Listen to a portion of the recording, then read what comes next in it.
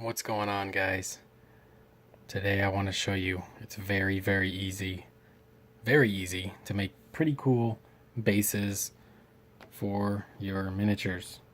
um, Depending on if you think these bases are cool, I guess it's subjective, but you can see here there's some textures, some rocks, some mud, nothing too crazy, very quick, very simple, and it just gives you that little upgrade over the old school goblin green. So anyway, we're working on the base for this guy. The armature coming soon. We're going to figure out a basing scheme for these guys, the Vostroyans.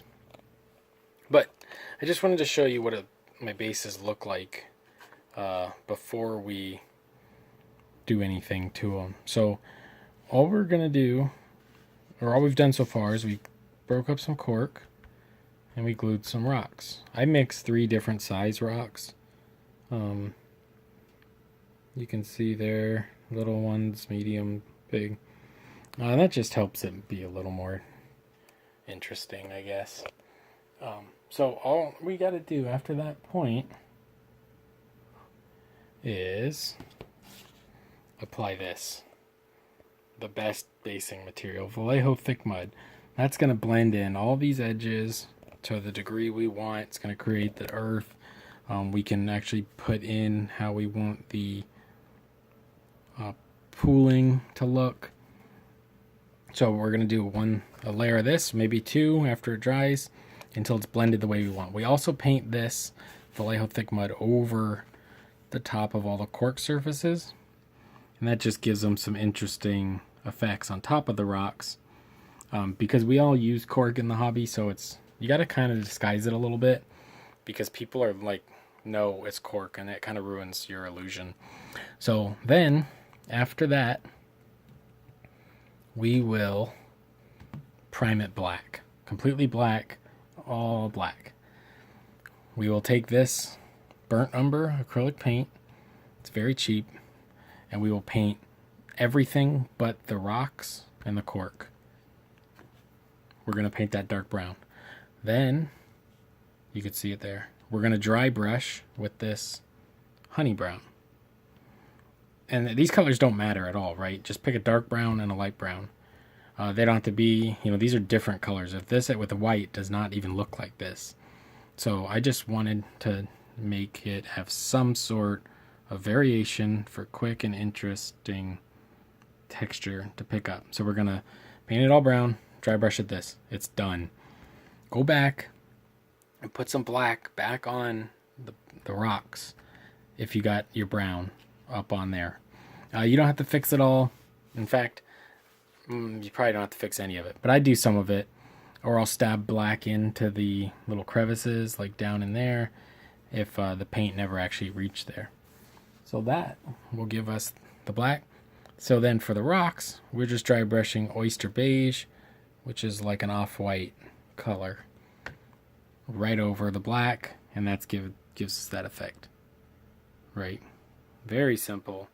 Then we go in, put a little Nurgle's rot to make a little toxic waste, and that's how we base our AdMech army. Or my AdMech army. But just wanted to show you guys how easy it is to do a quick base that looks a little better than, hopefully a little better anyway, than just putting some green flock on it or just crackle paint. My rule is contrast, so I have both contrasting gloss and matte with the Nurgle's rot and the rocks and dirt. I also have contrasting textures, smooth with the Nurgle's rot, dirty with the Vallejo mud, and then rocky with the cork and rocks. So there's just interesting things going on there. You can put little flowers and stuff on there if you want. You can use any colors you want. I'm just showing you that literally my bases are 3 colors. So when I wouldn't start a new army using these paints. I'd just buy the actual nice acrylic paints, and it's not like I don't have, like you know, a ton of them. So, and then we got more over there. So, I just happened to do these as the test, and I just kept doing them. So for now, while I'm working on the AdMech, this is how I do the AdMech.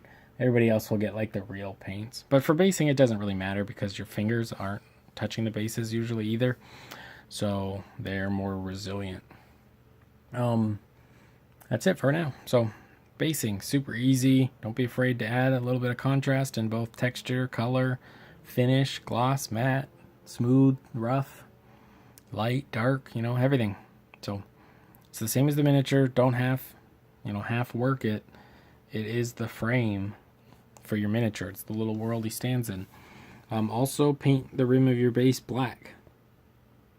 It makes it look, gives it just like a little professional kind of finish to it. The only reason I would not paint it black is if I was going to do a dark neutral, like a brown, this dark, right? Dark. Paint the base dark. It's going to be a separate video, but the worst thing ever is when somebody takes a color from, we're going to use this blue, they take it from this color and they do the rim of the base with a color in the miniature. Don't do that, ever. It's the worst. When we're painting miniatures, our colors are basically saying this material is this color. When you put the color of his jacket on the base, you're saying his jacket is made out of the same material as the rim of the base. It is the worst. Just don't ever do that. And also, have fun.